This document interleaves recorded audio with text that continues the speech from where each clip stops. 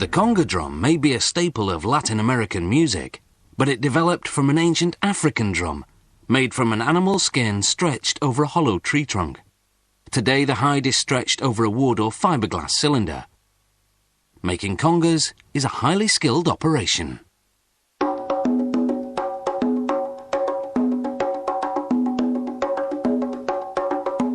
These congas are made of ash, a wood that has good acoustic qualities. That means sound resonates off it rather than being absorbed into it. First, the drum maker cuts the curved slats that will form the drum's body, called the shell.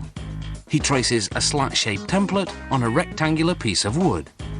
Then, using a bandsaw, the trace line is cut, creating a curve on the outside and inside surfaces.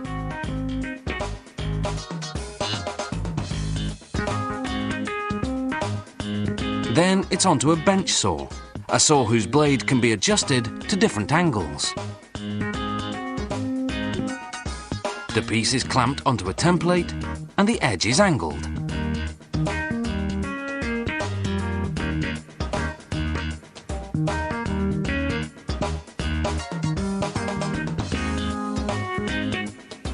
The piece is then flipped over and the other edge is angled.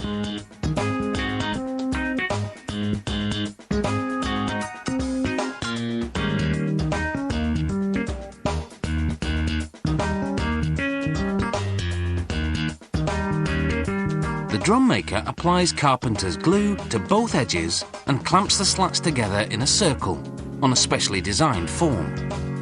The number of slats per drum varies depending on the diameter of the shell.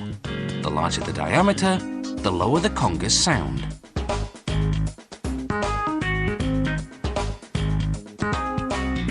The glue dries in 24 hours. It comes off the form looking like this bongo shell, but taller. The drum maker now mounts the dried shell on a wood lathe. Using a tool called a wood gouge, he shears off about 6 millimeters, rounding the outside of the shell.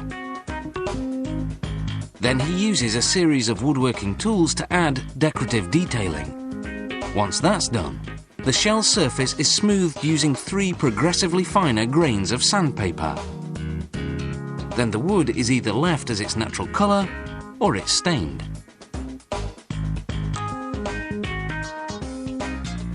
A thick coat of oil-based lacquer protects the wood from both dryness and humidity. Now for the essential hardware. First, side plates made of chrome-plated steel. Their job is to anchor the drum's animal skin head and are bolted onto the shell.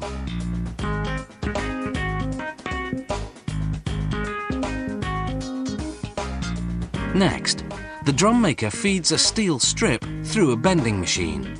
Its high-pressure rollers curve the strip, forming the drum's rim.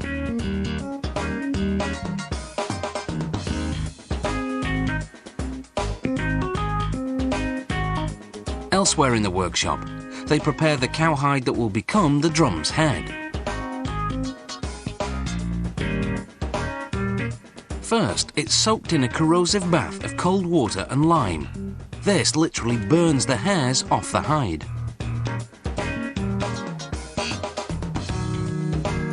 After 2 or 3 days, the skin is removed and scraped for any stubborn hairs.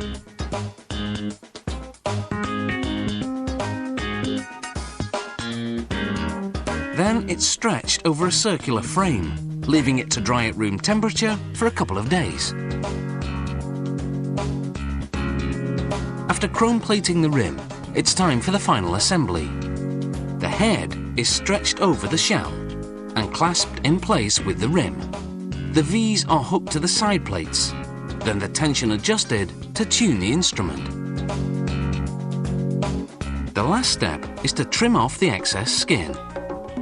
With all that done, let the rhythm play.